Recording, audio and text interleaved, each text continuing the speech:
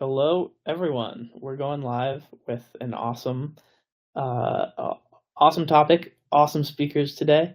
But before we jump into it, minor logistic things.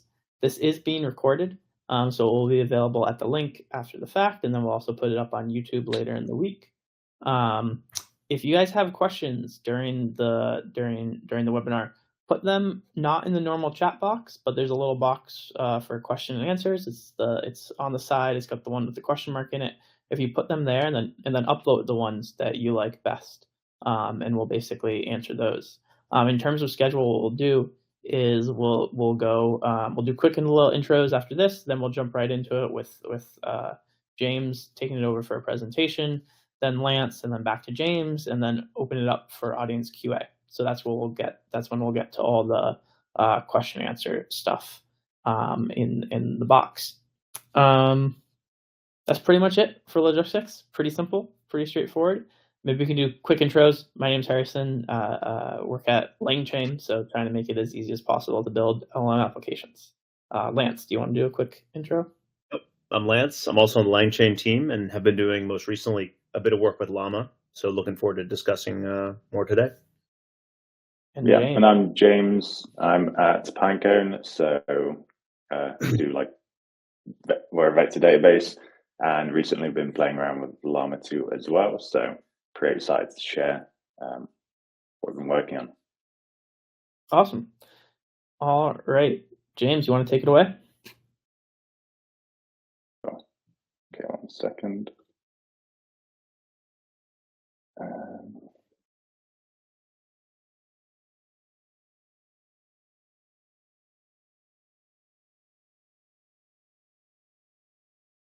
I'm just figuring out how to share my screen on here. It is at the bottom next to the mute audio, turn off camera shares. Yeah.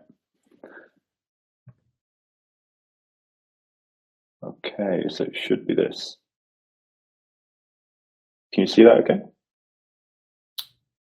Yes. It's a little small. Perfect. It's kind of zoomed out, yeah. Maybe if I just go, I can do this. Otherwise, it seems to get small. Yeah, I think just the PowerPoint slides are fine. Yeah. Cool. All right, that's good. So, yeah, we're going to talk about retrieval augmented generation with the new Llama-2 model. So, the problem that we're trying to solve here is LLMs. They work very well. We've all seen that. But in terms of what they do know, it's limited to what they've learned during training, right? So Llama-2, the training cutoff is, I think, for some of the fine-tuned chat model in June, which is pretty recent.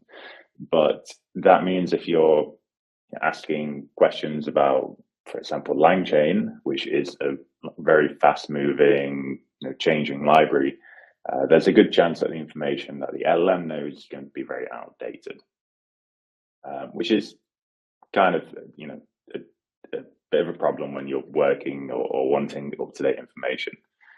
Another issue is, the data that LLMs like Llama-2 have been trained on is not necessarily going to cover the data that you would like to ask questions about. So if you're working in an organization, you might have internal organization documents that you would like to be considered by your LLM.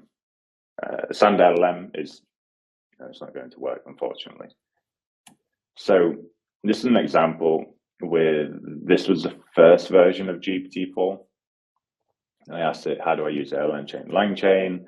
And it just told me about this blockchain-based decentralized AI language model, which is not the LangChain that I was trying to ask about. And I'm also not sure about this information being correct anyway. So yeah, this is the issue that we have when LLMs don't have access to the external world. So the solution is to give them access to that external world. how we actually do that, there's different ways. So let me come down to here. What we have at the moment is this. We have our LM. The knowledge stored within it is called parametric knowledge. That's everything from the training data. It's kind of frozen in time. What we want is this. So we actually want to connect what we call a knowledge base, and more specifically in this case, a vector database, to our LLM. So it's going to have both like the processing power of the brain that an LLM has, but we also have this database which allows us to actually manage the information that a LLM knows. Okay, so it's like a traditional database, right? You want to be able to add, delete, update information, but you want to connect that to your LLM. So how do we feed external knowledge into the LLM? So one thing, like the first approach that most people are going to take is, okay, we're going to put everything into the context window, which is okay. It depends on how much data you have, basically. So GPT-4, if you get access to the 32K model, has a maximum context window of 32,000 tokens. The cloud model goes up to 100,000 tokens, which is pretty big. That's still just 75,000 words, or about 150 pages of text. Now, if you're just wanting to kind of like chat with a single document, that's fine, it'll work. But if you're, for example, chatting with your company documents, then all of a sudden you probably have more than 150 pages of company documents within your organization. So things start to get a little more difficult because you exceed that maximum limit of the context window. And even if we could fit everything into that context window, there's a lot of recent research that tells us that that's not actually a good idea. So this paper from Stanford called Lost in the Middle explored the idea of, okay, what is the performance of the model when we ask it about information that we put into the context window, and how does that performance vary over time, or sorry, not over time, over the amount of text that we put into that context window. And they found that the more stuff you put into your context window, the less performance it is. And they have another graph, not this one I'm showing here, but another graph where you have basically like a U shape, and that is showing that the LLM will pay attention to things that are at the start of your context and at the end of the context, but basically ignores everything in the middle, particularly with longer context models. So something you need to be wary of, and something that we kind of want to avoid. We don't want to stuff everything into context window. We want to be more efficient with what we're putting in there. So is there a better way? Ideally, we need to very selectively feed just the highly relevant bits of information into our context to avoid this context stuffing issue. LMs work in natural language, so it would be great if our search could do that too. And using a vector database, we kind of satisfy both of those requirements. So we can retrieve relevant docs with natural language, and that is something that we would call semantic search. So what is semantic search? Let's start with semantic meaning. So what is the semantic meaning of a word? So in these first three examples, we had the word bank, but it's like in a traditional keyword search, all of those would mean the same thing.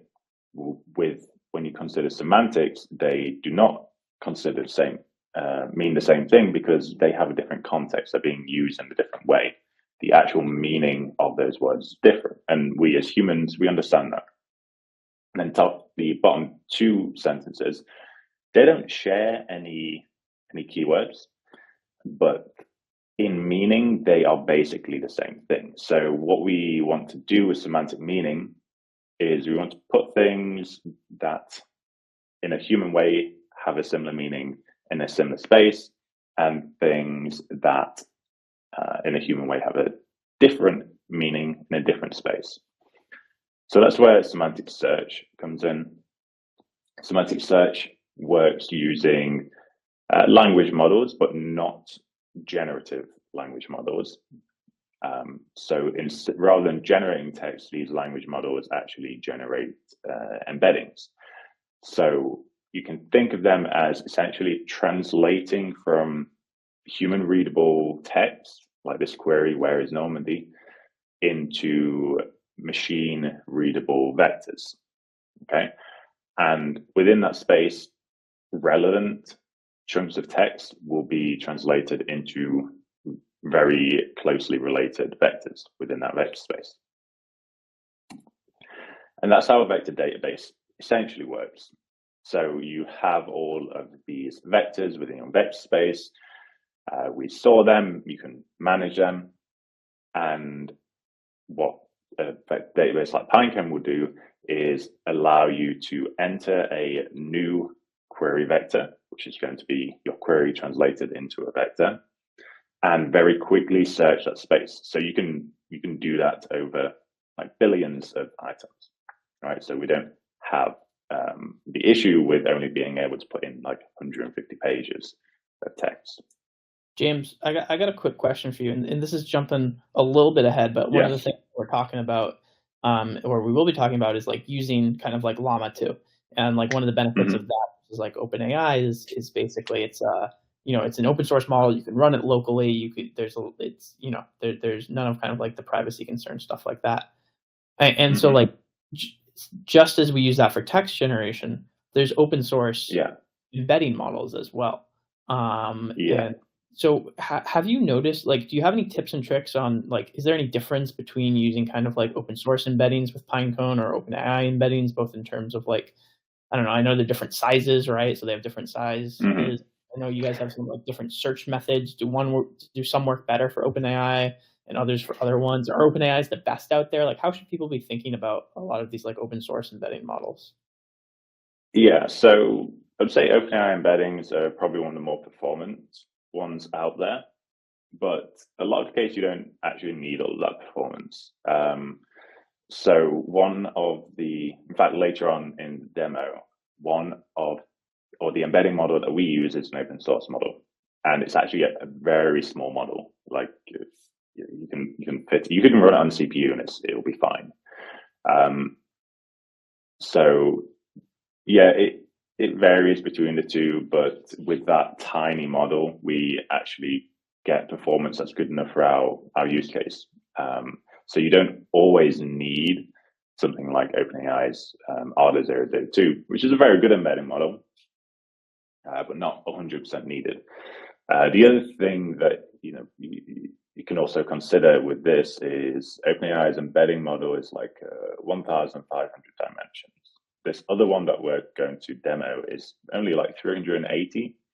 So that means the amount of storage space you get in Pinecone is like 4 times higher, maybe even more. So there's sort of pros and cons to both approaches. Just kind of depends on what you want to do. There's also the fine-tuning aspect. These open source models are actually pretty easy to fine-tune if you have your own data. Cool. So yeah, so going back to the retrieval augmented generation piece, what we just explained is kind of these two components here. So we've got the query, goes to the embedding model, and then it goes to Pinecone, and it retrieves relevant context. Then what we want to do is feed those relevant contexts and the initial query back into our LLM. So we're getting that external knowledge from Pinecone and feeding into our LLM. So it is now kind of connected to the world, or at least connected to the part of the world that we would like it to be connected to. So like pros of this approach, we're going to get retrieval of highly relevant docs using natural language search or semantic search. We can scale that to billions of records. We get data management like a traditional database, and we don't need to do any context stuffing, so we don't get that performance degradation that we saw with the other examples. So yeah, that's it on the retrieval piece. I'll hand it over to Lance. Yep, perfect segue.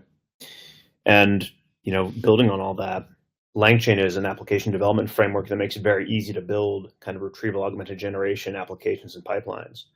It's a little bit hard to see, but on the left, you can see kind of a sense for the different data connectors for LangChain. There's 135, and I actually linked to our integrations hub at the bottom of these slides. But these allow you to connect data from all sorts of different places, from structured sources, unstructured sources, public and private. James talked a lot about the importance of kind of operating on private or company data. And of course, LangChain has connectors for really most of the types of data that you'd want to be working with.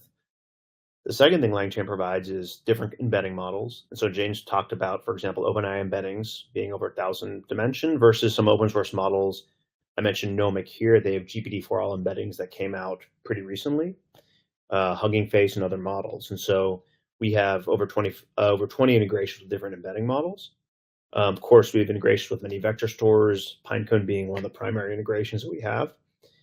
And kind of finally, and relevant to our talk today, we have many LLM integrations. And in particular, we have integrations with the Llama CPP library, which is basically a framework along with Python bindings to run Llama models that works with Llama v2. And I provide some documentation at the bottom, which kind of shows how this can be run in particular with Llama v2. But I can go to the next slide, James. Lance, I have a quick question here while we're talking about kind of like just different model providers. There's also like, hosting services like Replicate that kind of like, or Replicate, I don't actually know how to pronounce it, that offer hosting of like Llama-2. How should people think about using Llama CPP versus like Replicate? Or what are the pros and cons and that? This is a good point. So to be honest, running Llama v2 locally is a little bit tricky. And for example, I can run on my laptop, but I have an M2 Mac Max, 32 gigs. I can run about 30 or 25 to 30 tokens a second. But many people don't have a computer that, for example, has that kind of CPU. I'm actually also running on GPU. Take a little bit of time to set that up. So basically, if you're an organization, you have a lot of resources, or if you're an individual, you have a higher performant laptop, you really care about privacy, running these things locally is a great option.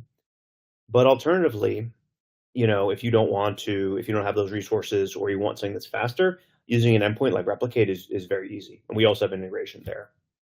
So I think it's a trade-off between how much do you value privacy and the ability to run it locally, for example, on your machine, versus ease of use. And these endpoints like Replicate are quite easy to use. It's just like hitting OpenAI or any other kind of external endpoint. But that's kind of an important thing to highlight. This is actually, I just added a few figures from the paper.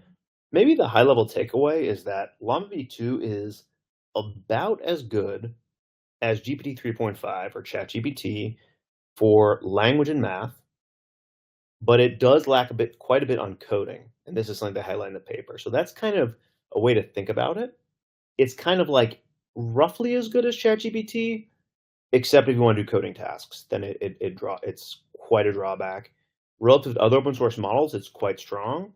And then you can see relative to more performant closed source models like GPT-4, it does still lag. And relative to the first Llama, it's notable that the context length has doubled. So that's the figure at the top.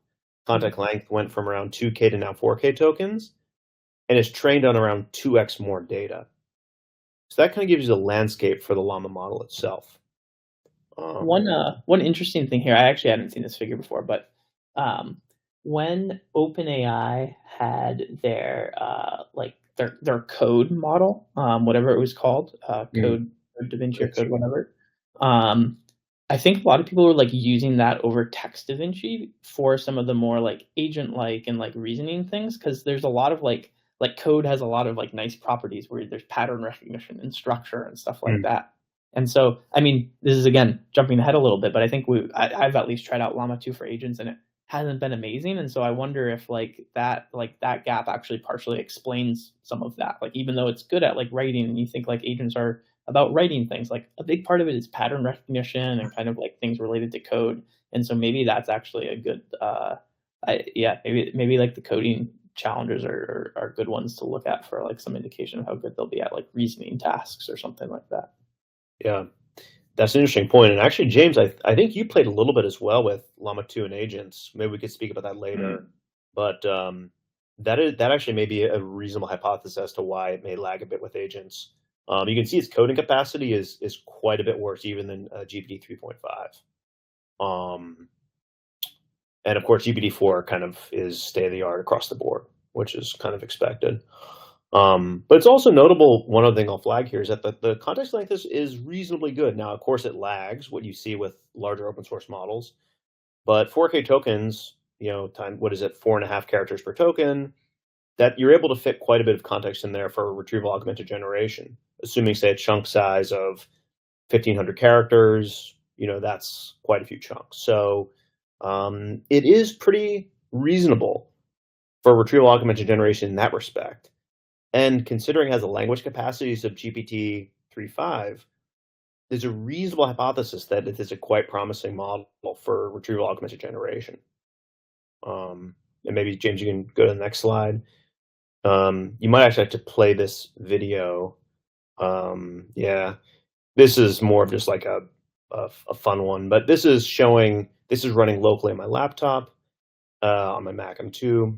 On GPU, I can get like around 25 tokens a second, so not bad. And it shows the fact that it is pretty cool. You can run these models yourself locally on consumer grade hardware, and this is provided in the notebook. This is an example of retrieval augmented generation with streaming in LangChain with the Llama-2 model. So maybe it sets the stage maybe to dive in a little bit more to James's notebook in particular, and then we can kind of just keep kind of discussing and move on to questions. Yeah, definitely. So let's move on to the demo. Okay, 1 moment. So you should be able to see. So we'll just go through it really quickly. I can talk through these first components as well, because this is where the embedding component comes in. So as we kind of mentioned, we're actually using this open source model. So it's called a sentence transformer, and we use this one here. So it's literally called mini language model. It's very small, super easy to run, and we load that in through Hugging Face, but via the LangChain library. So that kind of just wraps everything up, so we don't need to worry about actually creating those embeddings with a few lines of PyTorch code. So we wrap that up within the Hugging Face embeddings class. And then this is just an example of how we actually create those. So we have these two documents, just like chunks of text, and we just embed those like this. And we can see that from that, we get 2 document embeddings, and each of those has a dimensionality of 384. So, a lot smaller than the OpenAI embeddings, which are 1,500 and something. It's much bigger. So once we've created our embedding model, next thing we're going to do is create our vector index, that's our vector database. With that, we need to get a Pinecone API key, and then we just put those details in there. We'd create our index, and this is probably, at least on the Pinecone side of things, this is the only point where it's going to vary between how you would use like an open source model versus like OpenAI models. So the index name, it's the same, there's no difference there, but this is the different bit. So the dimensionality and also possibly the metrics. So the dimensionality is, rather than the 1,500 that we use OpenAI, it's like the 384 or so that we have this model. And then also the metric. So with OpenAI embeddings, we're going to either use cosine or dot product.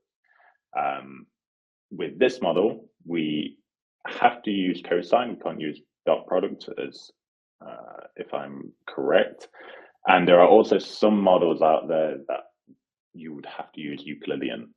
So you just have to be careful, and you have to, usually it says in the model card, if you're looking at like Hugging Face models, you can usually see in the model card what you need to use there. So that's the only actual difference you need to make to your code in order to get this working. Okay, so I quickly scraped a few archive papers that relate to Llama-2, including the Llama-2 research paper. And I just pulled those in. I embedded them, so we have that embed documents here, and stored them all within Pinecone. So at the end of that, we can see we have, it's pretty small. Like I said, we can have billions of documents in here. In this case, we just have like 4,000, just under 5,000. Okay, cool. So moving on, we now have that, like everything embedded. We have all of our documents stored in Pinecone. Now what we'd want to do is like hook all of that up to our Llama-2 model. So using the 13B Llama-2 model here, we're using quantization, so we can fit this onto, it's actually the free version of Colab. So we've got the T4 GPU up here. So you can fit this onto there, which is, I think, is pretty cool. To do that, you do need access. So you have to like sign up for access with Meta, and then you need to pass in your Hugging Face authentication token. But yeah, we load that model, we load the tokenizer for that model, and then we create a text generation pipeline. Okay. And with that, we can see we can generate our text. But right now, everything we just did is within the Hugging Face library, which doesn't have all of like the processing pipelines or the like agents or chains that LangChain has. So what we now need to do is take that and basically just insert it into the LangChain library, which obviously LangChain has an integration for that. So we have the Hugging Face pipeline, and we just feed in our text generation pipeline there. And now when we run it, we're actually running it through LangChain, which is great because now we can access all the other components of LangChain, including the retrieval QA chain, which is basically like a super easy way for us to do retrieval augmented generation. So there's two methods that we could do this with. We have the retrieval QA or retrieval QA with sources chain. The with sources chain would just allow you to basically return where you're getting the information from, which can be pretty useful in a lot of cases. So when we're setting that up, we would load our Pinecone index again through LangChain. And we can just confirm it works. So if I say omits Llama-2 special, we're going to get a load of like documents returned from like various points in the database. Now, looking at these are kind of hard to read, but fortunately the model actually manages a little better than I do with that. So we just move on to the creating that retrieval augmented generation pipeline. We include our LLM. We include the retriever, which is just the vector sol. And yeah, we move on to actually asking some questions. So the first thing I want to do here is just try and ask the LLM. So I'm going to ask Llama-2 about itself without any retrieval augmentation. And we go, okay, Llama-2 is a unique and special animal for several reasons. Yeah, llamas are known for their size and other things. Yeah, they're silky to the touch. You know, it's talking about their own llama, which is fine. But basically, Llama-2 doesn't know about itself because it's too recent. So, what if we try it with our REG pipeline? So we get, okay, Llama-2 is a collection of pre-trained and fine-tuned large language models. So yes, it knows what we're talking about this time. Optimized for dialogue use cases and outperform other open source chat models on most benchmarks tested, which is, you know, one of the points that do make it special. So that's cool. Now let's try some more. Again, let's let's just torture the Llama-2 model without retrieval augmentation a little more, and that's about safety measures. And I don't know what it's talking about here, but it's definitely not what we want. So let's skip that and try it with retrieval augmentation. Okay, so now we do get relevant information. So development of Llama-2 includes safety measures such as pre-training, fine-tuning, and model safety approaches. And they also delayed the release of the 34 billion parameter model because they didn't have time to red team. Okay, so that's again pretty cool answer. But I want to know a little more. So, what are these red teaming procedures that are used for Llama-2? And then we get this answer. It was just kind of explaining what those actually are. And finally, ask one more question. How does it perform? How does Llama-2 perform to other local LLMs? And we see that we get this. So Llama-2 outperforms other models on series of helpfulness and safety benchmarks they tested. And it appears to be on source with some of the closed source models. So that's the GPT 3.5 results that we saw earlier. So yeah, that's our little example. We can clearly see that LLM performance by itself on like this information, it's not that great. As soon as we add in that pipeline, we add in retrieval augmentation, performance goes up quite a lot and we actually get relevant results. And this is just using out of the box, like prompts and everything through LangChain. We haven't even, didn't even need to modify any prompts there. So it's pretty cool that it just works. Okay, great. So let me switch back to the presentation. And yeah, that's it for the demo. That's it for the slides. Awesome. One thing that I wanted to ask, and this will probably kick off a larger discussion, but like towards the end, you said, it works with the default prompts. So I kind of got like two questions for both Lance and James, which is like, one, like, is this the first like open source model that kind of just like works with these default prompts? Have you noticed other ones? How does it compare? James, I know you did a great kind of like video on Falcon as well. Maybe we can just start with that one. Yeah, like how, like, a lot of the prompts in LangChain are optimized for kind of like OpenAI models, just because that's what people are using. Llama-2 seems to work reasonably well with most of them. Like, is this the first open source model to do that, or are there others that do that as well? I would say it's not the first, like at least in this use case, where we're doing like just retrieval QA. Retrieval QA is a lot simpler of a task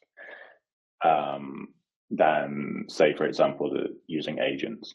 Right? If you try and get Llama, like I tried to get Llama-7 to be working as a conversational agent, and eventually, after like a lot of like prompt engineering, like getting the output passes right, like it did work fairly well, but that's like a 70 billion parameter model. As soon as I try with like the 13 billion parameter model, like it does struggle a lot more. Whereas, yeah, like Falcon 40B, I think it also you can get it working just about in that instance. So it depends on the complexity of the task. With retrieval QA, I think there are other open source models that can work with this as well. Yeah, I can build on that a little bit. And in the chat, I'm going to share something that I kind of tweeted out a while back. And James, I'd be curious to your thoughts on this as well. Looking through some of the Facebook code, I kind of identified that appears Llama will recognize particular tokens. For example, system versus instruction tokens that can be included in your prompt. And I have tried that only empirically. I think it is a bit better. I haven't systematically evaluated. I'm curious if you played with that at all, or have you observed anything there? I think I saw you reference that on Twitter. Is that something that you've also observed? Yeah. So with those tokens, it does work a lot better. Right. I think I was kind of like going around in circles trying to get it to work for a long time and not realizing that these tokens were a thing. Then I kind of like stumbled upon them Yeah. like added them in, and then that was when it actually started working.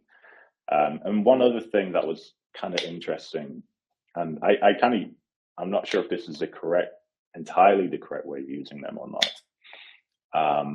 But they did mention in the paper that over multiple interactions, as an agent, it seems to forget the original instructions, and I found that as well. Right, so it's a conversational agent over multiple interactions. It would forget to output the JSON format, and it would just kind of start chatting instead. So what I added in, and what they mentioned in the paper, is that if they insert the instructions into the user query, then it will continue over more interactions. So that's what I started doing. So I use these instruction tokens on either side of the instructions I insert into the user query. And after doing that, it was just like a brief reminder. It wasn't like the full-on instructions that I included within the system message. It was just something like, remember to output in JSON format with action and action input keys. And just adding that little sentence like improved the performance a lot. Then it was like almost every time it was like a perfect like response for an agent, which is pretty cool. Got it. And in the notebook we just showed, I believe you're just using the default retrieval QA prompt, which, as you showed, does basically work. But I guess what you're saying is with these special tokens, you have further enhanced performance. Yeah, I think the idea is, so I use, not with retrieval QA, I didn't use these special tokens. I should also add that these special tokens are specific to the fine-tuned chat version, as far as I understand, at least the instructions. So there's also that. But yeah, within the retrieval QA, I haven't used them before, so I don't know. I'm not sure how the performance would vary there. Yep. I'm adding something to the chat now as well. Actually, today we just merged a web research retriever. And in the code there, we actually toggle between different prompts depending on the model choice. So it's a nice reference as to how you can select different prompts within LangChain using conditional prompt selector. And it can kind of automatically detect the model and choose the corresponding prompt. So that's like a nice trick that can be used, particularly when you're like toggling between Llama and, for example, OpenAI or other providers. It's just a nice thing to keep in mind. To the point around the chat model as well, one thing which I actually just tried out and it didn't work as well as I thought, but like, a lot of the chat models are very verbose and like want to respond with chats and stuff. And for a lot of the agent stuff, kind of as you were saying, you just want a structured response and you want to do like some pattern recognition stuff. So I tried out one of the just like base Llama models with some of the old school prompts for agents that were more about pattern recognition, with the hope that it would work well there. Didn't really work out, but I do think there's something kind of like there where like chat models are verbose and kind of not great for agents, and maybe the base models can actually be better for some of the instruction following, especially for the less powerful models like this. But all right, I'm going to jump into some of the questions that we're getting. A lot of them are around retrieval, which is awesome. The top one is, can you speak about how much performance boost you can get with hybrid search retrieval? And yeah, maybe we can even zoom this back out to like, you talked a lot about kind of like similarity search. What other tips and tricks can we do on top of similarity search, whether it be hybrid, whether it be other things to improve performance? And how would you recommend people getting started and exploring those? Yeah, so yeah, there are a load of extra things you can do. So kind of what we described here is almost like the base version of semantic search or vector search. So hybrid search takes both what you see here, where we have like what we'd call dense vectors, where you're kind of encoding the semantic meaning into these vectors. But then it also kind of merges it with the more traditional search, where you're kind of looking at more like keywords. So like in this case here with this, like the first three where you're looking at bank, a more traditional search, a keyword search, might actually rate those things as being very closely related, whereas a semantic search would not. Now, why would you want to go with that traditional search. Well, in some cases, that can actually be very useful, particularly if you have like more like domain specific language. Like I don't know, if you work in like one that I've seen come up a bit recently is like for crypto, there's tokens like Ethereum or ETH. Semantic search might kind of relate that very closely with Bitcoin. And if someone's asking a question about Ethereum, they probably want an answer that's about Ethereum. So by having that traditional search component, you can specify, okay, I want this, I want Ethereum, not Bitcoin, right? Whereas semantic search might struggle with that.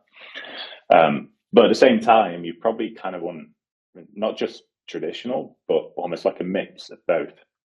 So hybrid search is putting those together. So you're basically doing your semantic search, you're also doing your keyword search, and then you're merging those results and kind of like re-ranking based on whether you want more traditional or whether you want more semantic. So if I would say like the threshold for whether you should consider like hybrid is you try dense and it doesn't really seem to work, and particularly if you notice that kind of keyword thing where like keywords don't seem to have enough importance, then that's where you might want to use a hybrid search where you're using both. So hybrid search can help a lot. What are the other parts of that question, Harrison? Well, the other big question, or the other top question, is also about retrieval, and it's basically we've got a lot of documents. We find that queries return irrelevant documents, causing LLMs to hallucinate, which is exactly what you were saying earlier about wanting to pull down the context. And then one thing that they're asking for is basically they want to kind of like set a search distance filter to set off at certain similarities. And they're asking about whether this is like Pinecone and that works. But like more generally, how do you reframe this as like, yeah, how like, and I guess this very much ties into like things beyond semantic search. So I guess like maybe like, yeah, maybe specifically, is there a specific way to put a cutoff on the cosine distance within Pinecone? Or would you recommend doing that outside of Pinecone? And then just like second, like hacky things, or not hacky things, but like tips and tricks like this that are good to do. Yeah. So I mean, if you're returning like a lot of irrelevant information, like the first thing I would look at is the embedding process. Like, are you putting too much text into each embedding? That would probably be like one of the common issues. So you want to try and split your text into smaller chunks and then embed. And then once you've done that, what you can do on the other side, so on the actual retrieval side, within Pinecone there isn't a feature for this, but the solution is still pretty straightforward. You have the top K parameter, which is basically how many items or how many documents you're retrieving. Let's say usually you'd want to retrieve like 5 documents. What you can do is just retrieve like 50, maybe 100 documents, and then add that cutoff and just take like the top 5. So whenever you retrieve items from Pinecone, you're going to get a similarity score. So you can tweak your threshold for what you want to let through based on that. That would be kind of like the most straightforward solution. Another solution that you can go for, and this is something that I've seen used like fairly effectively, is again retrieving more documents from Pinecone and then using a re-ranking model like after you've retrieved your items. So like here, have a re-ranking model. Also at least through the sentence transformers model, you can get re-ranking models as well that are open source. So basically what they will do is they'll just look at like these 100 items and they're just going to re-rank them, and they're slower, but they're more powerful than a typical embedding model. So that's why we would only use it on like the last 100 items. But they will basically re-rank everything, and you'll get usually high quality results from that as well.